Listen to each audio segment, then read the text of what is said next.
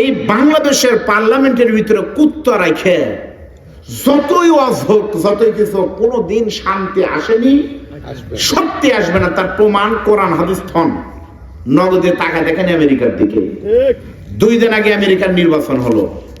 বাংলাদেশে না, পৃথিবীর যতগুলো প্রেসিডেন্ট এখন পর্যন্ত ছিল, সবচাইতে পাগল একটা প্রেসিডেন্টের নাম হলো ডোনাল্ড ট্রাম্প। আপনি একটা ভিডিও দেখছেন, আমি দেখলাম, আশ্চর্য হয়ে গেছে। হিরো আলমের মতো নাচতেছে এভাবে। এরকম একটা প্রেসিডেন্ট আমেরিকার মতো এখন নাচতেছে, মানে মদ খায়, মাল ঠিক থাকে না, কিছুই থাকে না। এইরকম লোক এইবার প্রেসিডেন্ট হলো। আমি তো মনে করেছিলাম এইবার মনে হয় হবে না, এবার কমলা না আপেল হ্যারিস নাকি কমলা হ্যারিস, সেই হয়তো কমলা হবে। কিন্তু আমেরিকার মানুষ জানে, আল্লাহ রাসূল বলেছে, কোরআন বলেছে, আর রিজালু কাওয়ামুনা আলান নিসা, নারীদের উপরে পুরুষের নেতৃত্ব, এটাই হলো নিয়ম। আল্লাহর নবী বলেছে, ওই জাতি কখনো সফল হতে পারবে না যাদের মাথার উপরে নারী না নেতৃত্ব দেন। নবী হাদিসে বলেছেন, সে আমল তুমি আর আমি বাংলার মুসলমান করতে পারিনি, ওরা ঠিকই পেরেছে। এজন্য বাংলাদেশে হ্যারি কি বলে আপনার ডোনাল্ড ট্রাম্পের মতো পাগল, এরপর আপনার জো বাইডেনের মতো মুরব্বী, বারাক ওবামার মতো কৃষ্ণাঙ্গ, ডব্লিউ বুশের মতো সন্ত্রাসকে তারা প্রেসিডেন্ট বানিয়েছে, কোন মহিলাকে বানায়নি। কারণ জানে, আর যাই হোক না কেন, পাগল হলো মেয়ে মহিলার সে ভালো। 200 বছরের ভিতর তার কোন মহিলাকে চান্স দেয়নি। বলেন কথা ঠিক হবে। আর আমরা গত 34 বছর আপা আর খালার পায়জামা আর কি বলে জামার নিচে থেকে আমরা বের হতে পারিনি। কোনদিন শান্তি আসবে না। আগে তুত্তা সাফ করেন, তারপরে যদি কিছু হয়। তবে এইবার এসেছে সাফ করার টাইম। ধরে বলেন কথা ঠিক হবে। এবার যদি সাফ না করেন, রেডি হন আবার 34 বছর। আমার বন্ধুগণ, খুব খেয়াল করে শোনেন, কোন দেশের সংবিধান যদি আল্লাহর পবিত্র কোরআন হয়, কোন দেশের শাসকের ভিতরে থাকে যদি আল্লাহর ভয় আর কোরআন অনুযায়ী যদি এই 4টা আমল, নামাজ যাকাত যদি বাধ্যতামূলক হয়, তাহলে কেমন হবে বোঝানোর জন্য আমি আপনাদের সামনে একটা ডকুমেন্টারি, একটা ভিডিও দেখাবো। খুব খেয়াল করে শুনবেন। এখন থেকে 1500 বছর আগে মদিনা রাষ্ট্রের সফল একজন প্রেসিডেন্ট ছিল, নাম ছিল আমির ছিলেন। আপনারা জানেন, আমার নবী কিন্তু ছিলেন মদিনা রাষ্ট্রের প্রথম সফল রাষ্ট্রপতি। আমার নবীর ইন্তেকালের পরে খোলাফায়ে রাশিদিনের 40 বছরের ভিতরে প্রথম হলেন সিদ্দিক আকবর আবু বকর। তার বিদায়ের পরে ক্ষমতা আসলেন কিন্তু সেই সাহাবী, যার নাম আপনারা জানেন, যিনি আল্লাহর নবীর জান্নাতি 10 জন সাহাবীর ভিতরে 4র্থ নম্বর, যার নামের আগে লেখা আছে খলিফাতুল মুসলিমিন, আমিরুল মুমিনিন, নাম হলো ওমর। আপনাকে হযরত ওমরের নাম শুনেন নাই? আচ্ছা বলেন তো, হাদিস অনুযায়ী হযরত ওমর আল্লাহর নবীর কয় নম্বর সাহাবী? কেন আজকে খতিব সাহেব আবু বকর ভাই না? আপনাদের এই গ্রামের খতিব জুমার নামাজ এখনো পড়ায় না? আজকে সানি খুতবার ভিতরে কিন্তু বলছে, কলান নবী সাল্লাল্লাহু আলাইহি ওয়াসাল্লাম, আরহামু উম্মতি বি উম্মতি আবু বকর ওয়া আশাদুহুম ফি আমরিল্লাহিল উমর ওয়া আসরাকুহুম হায়াআন উসমান ওয়া আকদাহুম আলী। বলেনি? তাহলে দুপুরে শুনে এখন ভুলে গেলেন কেমনে? তাহলে বলেন, হযরত আবু বকর হলেন 1 নম্বর, আর হযরত ওমর হলেন কয় নম্বর? আর উপরে সব ঠিক আছে, কিন্তু আপনাদের শুনতে খারাপ লাগবে। 2 নম্বর। বাংলাদেশে এখন 2 নম্বর বললে বোঝা যাবে ওরা লোকটা আরে ভাই যা করছে পুরো 2 নম্বর মাল। এজন্য 2 নম্বর না, বলতে হবে 2য় নম্বর। কত নম্বর? প্রথম, দ্বিতীয়, তৃতীয়, চতুর্থ। 2 নম্বর বললে কিন্তু ভালো মানুষ খেতে দেয়। যার কারণে আমি নিজেও 2 নম্বর অনেক সময় বলি না। আমি এখানে আসার পরে সবাই অনেকে জিজ্ঞেস করতেছে, দেখেন আমি কিন্তু একটা ফাজিল মাদ্রাসার আরবি প্রভাষক। আপনাদের দোয়া, আমি ইসলামী বিশ্ববিদ্যালয়ে আপনাদের দোয়া, অহংকার না, এটা গর্ব করে বলছি, স্বর্ণপদক প্রাপ্ত ফ্যাকাল্টি ফার্স্ট ছাত্র ছিলাম। পিএইচডি করতেছি। যদি আগামী বছর আসে তাহলে ডক্টর মাওলানা হয়তো নামের সামনে থাকবে। সেগুলো পরিচয় কিন্তু কেউ দেয়নি, বলতেছে বদরুল রশিদ হুজুরের জামাই। তার মানে এটাই একটা সেই পরিচয়, এটা আমি অহংকার করি। আলহামদুলিল্লাহ, আমাকে মুরব্বী জোর করে খাওয়াচ্ছিল, বলতেছে যা তোমার শ্বশুর বাড়ি সেই ফাইন, কি একটা ভালোবাসে। আমি অনেকে জিজ্ঞেস করে, হুজুর আপনি ওনার কয় নম্বর জামাই? আজকে এই মুরব্বী জিজ্ঞেস করছে কয় দেখেন, এই কয় দেখেন। আমি বললাম ওনার তো ছেলে নাই, ওনার 3টা মেয়ে, আপনি কয় নম্বর? তখন আমি বলি বিপদে, 3টা মেয়ের ভিতরে আমি এবার মাঝের মেয়েকে বিয়ে করে 2 নম্বর হয়ে গেছি। এ ধরনের কেউ যদি আমাকে জিজ্ঞেস করে আপনি হুজুরের কয় নম্বর জামাই, তখন আমি কোনোদিন বলি না আমি 2 নম্বর, আমি বলি হুজুরের ছেলে নাই, মেয়ে 3টা, তার ভিতরে সিরিয়াল আমি 2য় নম্বর জামাই। তাহলে বলেন কয় নম্বর? তাহলে হযরত ওমর কয় নম্বর? এমন যদি হতো আমার দেশের শাসক হতো, ওমরেরই মতো হতো, আবু বকরের মতো। আল্লাহ নবীর 2 নম্বর সাহাবীর নাম হযরত ওমর। যখন ক্ষমতায় আসলেন আল্লাহর কোরআন দিয়ে রাষ্ট্র চালানোর কারণে আমার আল্লাহ তাআলার ওয়াদা অনুযায়ী বরকত আর রহমতের দরজা খুলে যাওয়ার পর মাত্র 10 বছরের ভিতরে আমার আল্লাহ তাআলা হযরত ওমরকে শুধুমাত্র মক্কা বা মদিনায় নয়, বরং হযরত ওমরকে আল্লাহ বাংলাদেশের মতন 96টা রাষ্ট্র সমান অর্ধ পৃথিবীর শাসক হিসাবে কবুল করেছে। টুপিওয়ালা হুজুর বাংলাদেশের মতো 96টা রাষ্ট্রের প্রেসিডেন্ট ছিলেন, অর্ধ পৃথিবীর একমাত্র শাসক ওমর। তাহলে বাংলাদেশে যারা এতদিন বলছে হুজুরদের দৌড়, মোল্লার দৌড় মসজিদ পর্যন্ত, তারা কি ঠিক বলছে? মোল্লার দৌড় মসজিদ পর্যন্ত এটা তোমরা বানায় বলেছ, ইনশাআল্লাহ সেদিন বেশি দূরে না, একেবারে নাকের ডগায় মোল্লার দৌড় বাংলাদেশের পার্লামেন্ট শুধু না, রাষ্ট্রভবন গণভবন পর্যন্ত হয়েই গেছে, খালি ঘোষণা বাকি 2-4 বছর ধরে। বলেন ঠিক না? দেখো আমিরুল মুমিনিন ওমর যখন ক্ষমতা আসলেন, অর্ধ পৃথিবীর খলিফা যখন হলেন, একদিন তিনি মনে মনে চিন্তা করতেছেন, করে করে বলতেছে দেখি তো আমাদের বিরোধিতা করার মতো এখনো কোন রাষ্ট্র বাকি আছে কিনা। অর্ধ পৃথিবীর বাহিরে তো আরো অর্ধ আছে, দেখি তো তার ভিতরে ইসলামের বিরোধিতা কেউ আছে নাকি। খুঁজে হযরত ওমর 2 জনকে পাইলেন। একজনের নাম হলো রোমের প্রেসিডেন্ট, নাম ছিল কায়সার। আপনারা কিন্তু জানেন রোম দেশ খ্রিস্টানদের দেশ, মারাত্মক শয়তানরা আগে থেকেই। আর কায়সার ছিল কিন্তু রোমের প্রেসিডেন্ট কায়সার। আর রোম আর পারস্যের সব সম্রাট যারা ছিল ওরা হলো মূর্তি পূজা করত, অগ্নি পূজা করত। আমিরুল মুমিনিন ওমর তখন রোমের প্রেসিডেন্ট কায়সারের আদালতে কিন্তু গিয়ে কোনো মামলা করেন নাই, অথবা তাকে কিন্তু নামায় দেয় নাই। হযরত ওমর তখন রোমের প্রেসিডেন্ট কায়সারকে চিঠি দিয়ে বললেন, কায়সার ভাই আমি মুসলমান, তুমি কিন্তু খ্রিস্টান, এতদিন তোমার সাথে আমি কিছু মারামারি গন্ডগোল করিনি, এখন তাকিয়ে দেখো ইসলামের বিজয় নিশান পতাকা পথ পথ করে অর্ধ পৃথিবীতে নিয়ন্ত্রণ করছে। এখন আমি তোমাকে সুযোগ দিলাম মাত্র 15 দিন, এই 15 দিনের ভিতরে তুমি ইসলাম গ্রহণ করো, তুমি ক্ষমতায় থাকো, কিন্তু ইসলাম গ্রহণ করে কোরআন দিয়ে রাষ্ট্র চালায় তুমি থাকো, তোমাকে নামাবো না। কিন্তু তুমি থাকতে হলে সাইজ হয়ে থাকতে হবে আসলিম তাসলিম, মুসলমান হয়ে কোরআন সংবিধান দিয়ে তুমি রাষ্ট্র চালাও, তোমাকে সুযোগ দিলাম। এই সুযোগ কিন্তু দিছে। হযরত ওমর কিন্তু বলেনি যে তুমি নামো, তোমাকে চাই না, বলে কিন্তু তুমি থাকো, তবে সাইজ হয়ে থাকো। এই যে জুলাই আন্দোলন যে হলো, বলেন তো এই ছেলে পেলে যারা জীবন দিল, মারামারি করলো, এরা কি বলছিল আমি ধর্মমন্ত্রী হব, শিক্ষামন্ত্রী হব, আমি রাষ্ট্রপতি হব? কেউ বলছিল? একজনও বলেনি। এরা বলছিল যে আমরা গরিবের ছেলে, দেশের বেশিরভাগ শিক্ষিত মানুষ, মাদ্রাসা স্কুলের ছেলেরা গরিব, তারা পড়াশোনা করে। আমি নিজে দেখেছি এরকম বাবা মুরগির ডিম বিক্রি করে সন্তানকে পড়াশোনা করায়। সরকারি বিশ্ববিদ্যালয় কলেজে পড়ে ছেলে বেকার, যেখানে আবেদন করে কোটা কোটা কোটা কেটার এগুলো দিয়ে ভরে দেয়, গরিবের ছেলে গরিবই থাকে। গরিব কাকে বলে, কত প্রকার কি কি। আমার মাহফিল আগামীকালই আছে ঠাকুরগাঁও, আমি রংপুরে গিয়ে দেখেছি শহীদ আবু সাইদ গরিব কাকে বলে। আবু সাইদ চিন্তা করেছে আমার অনেক ভাই বোন, আমার বাবা ভ্যান চালাতো, গরিব মানুষ, এই বাবাকে আজ পর্যন্ত একটা লুঙ্গি কিনে দিতে পারেনি, সব কোটা ওরাই যদি না, আমাদের চাকরি কি হবে না? আবু সাইদের মতো গরিবের সন্তানরা এসেছিল সরকার হওয়ার জন্য নয়, বলেছিল যে আপনি দয়া করে কোটাটা বাতিল করেন। প্রথমে কিন্তু কোটাই ছিল, বাতিল করেন, কিন্তু তুচ্ছ তাচ্ছিল্য করে জাতা রাজাকারের বাচ্চা সে বলল। এইসব বলার মাধ্যমে কিন্তু প্রস্তাব কিন্তু এরা দিয়েছিল তুমি থাকো, কিন্তু সাইজ হয়ে থাকো। কিন্তু যখন বাড়াবাড়ি করলো, আল্লাহর ইশারা, আল্লাহর আদালতে ঘন্টা বেজে উঠলো, রায় দিল আল্লাহ, চাইল অধিকার, মাঝখানে হলো রাজাকার। আল্লাহর কলমে লিখে দিল, যা তোদেরকে বানালাম সরকার আর ওদেরকে বানালাম স্বৈরাচার। বলেন কথা ঠিক?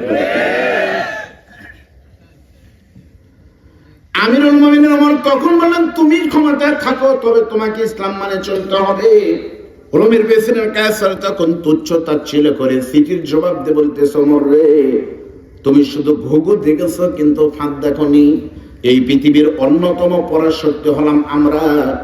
আমাদেরকে তুমি সময় দিয়েছো 15 দিন, আর ইসলাম মুসলমান তোমাদেরকে সময় দিলাম মনে করেন মাত্র 7 দিন। এই 7 দিনের ভিতরে তুমি ওমর সহ প্রত্যেকটা মুসলমান যদি তোমরা খ্রিস্টান না হও, কোরআন বাদ দিয়ে যদি আমাদের ধর্মগ্রন্থ না পড়ো, 7 দিন পরে হয় তোমরা থাকবে, না হলে আমরা থাকবো। এবার মুসলমান আর খ্রিস্টানের আলটিমেটাম শুরু হয়ে গেল।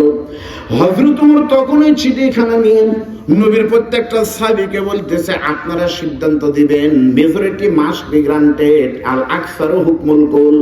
আপনারা যদি বলেন আমরা খ্রিস্টান হব তাহলে তাই হবে, আর যদি বলেন ওরাই খ্রিস্টান থেকে মুসলমান বানাবো তাহলে কিন্তু জিহাদে যাওয়া লাগবে। আর জিহাদে গেলে কিন্তু জীবন যেতে পারে, সব কিন্তু শেষ হয়ে যেতে পারে। আপনারা বলেন তো আপনারা এখন কি করবেন? আমার বিশ্বাস হলো ওই জায়গায় যদি আমার মতো আপনাদের মতো দুর্বল মুসলমান 5 জন থাকতেন, এই 5 জন তখন ঘোষণা দিতেন, আমিরুল মুমিনিন, দেশের অবস্থা বেশি ভালো না, আপাতত 6 মাসের জন্য না হয় আমরা সবাই খ্রিস্টানি হই। হয়তো তাই আমার মুরব্বী বলতেছে, নাউজুবিল্লাহ, এই কুটুর বাড়িতে তাই হয়েছিল।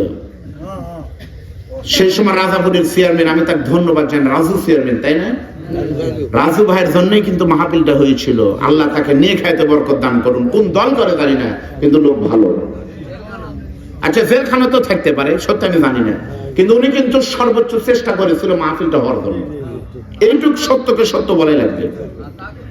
কিন্তু সর্বশেষ কমিটির লোকজন আমির হামদাকে এসে বলতেছে, হুজুর 2-1 জন আপনার পা ধরে বলে, হুজুর আপনি মরার পরে ওয়াজ করবেন, মানে বাংলাদেশে ঢুকবেন না, আকাশের উপরে আর মাটির নিচে। আপনাদের বগুড়া যায় না হুজুর, 7 মাথা বগুড়া যা হয় আপনি মাটির নিচে ওয়াজ করবেন।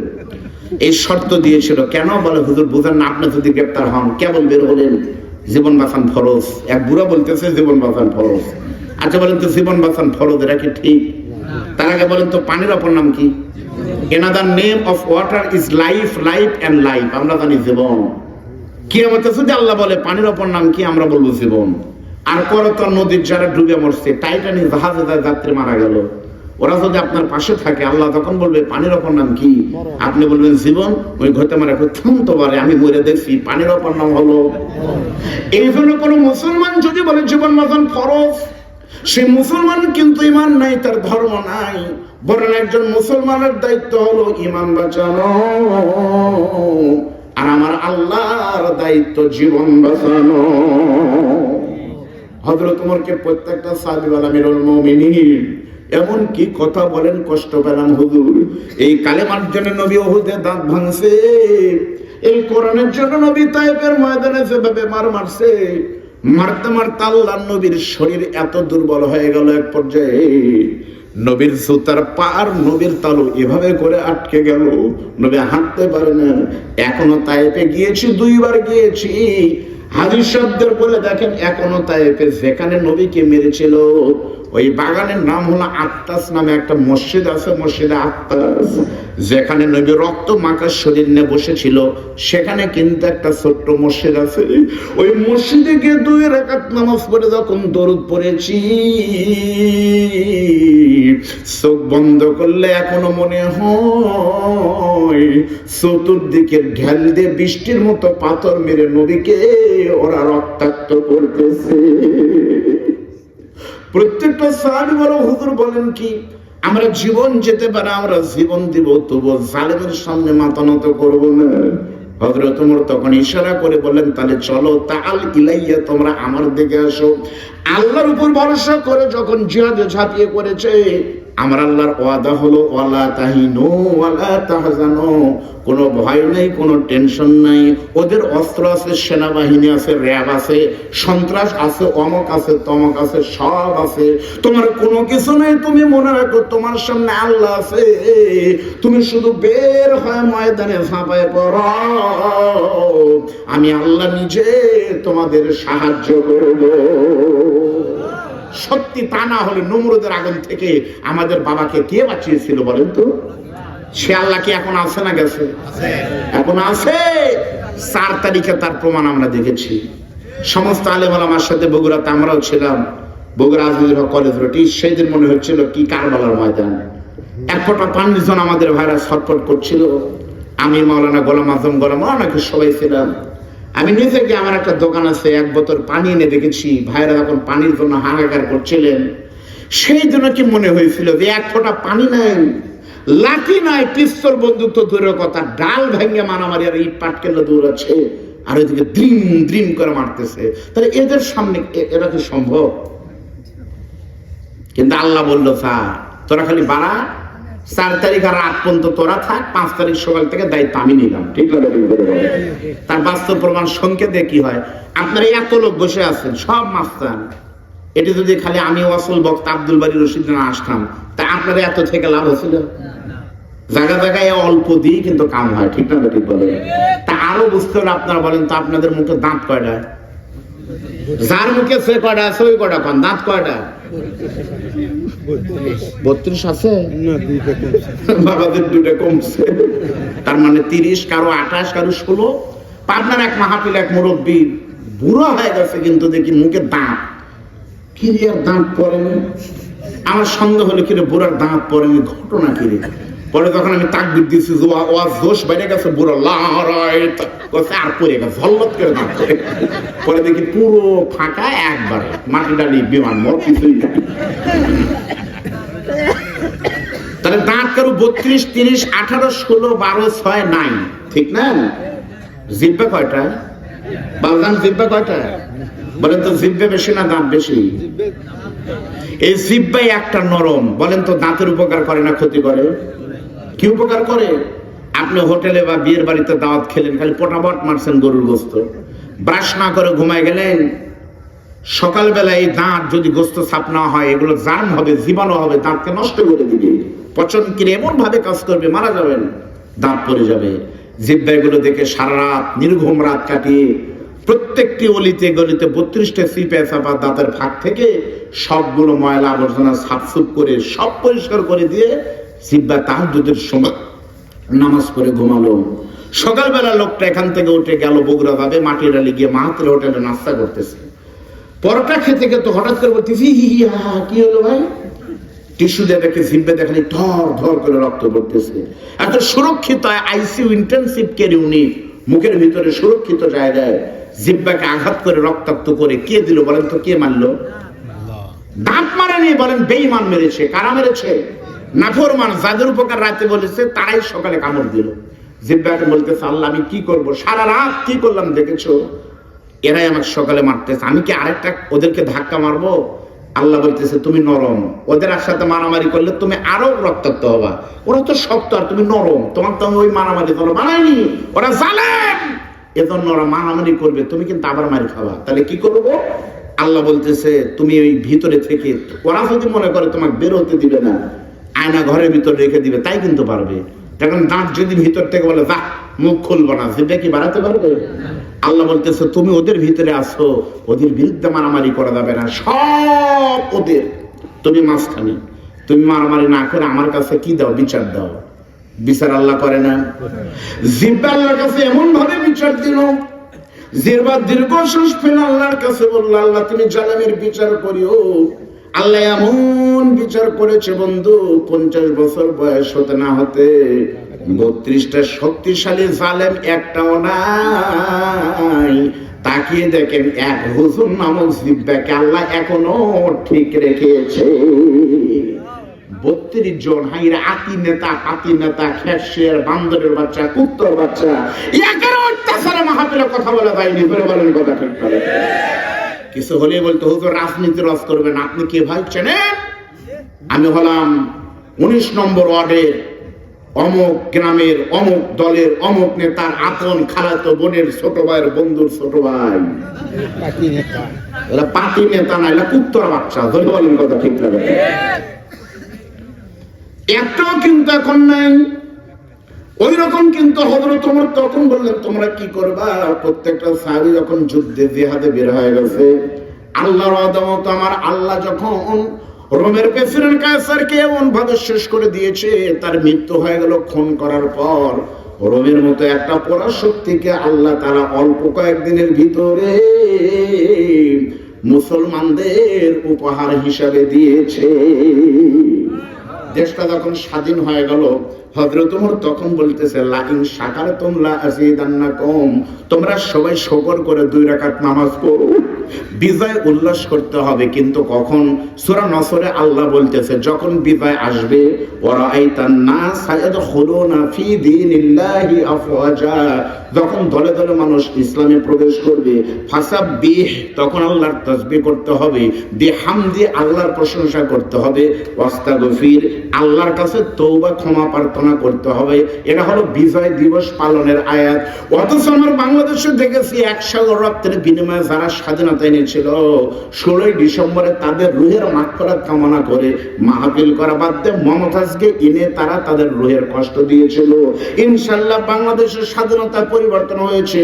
আগামী বছর থেকে 5ই আগস্টে কিন্তু মমতাজ আসবে না, শহীদ আবু সাইদের মুগ্ধের রুহের মাগফিরাতের জন্য এদেশের প্রত্যেকটা মসজিদে কোরআন খতম হবে।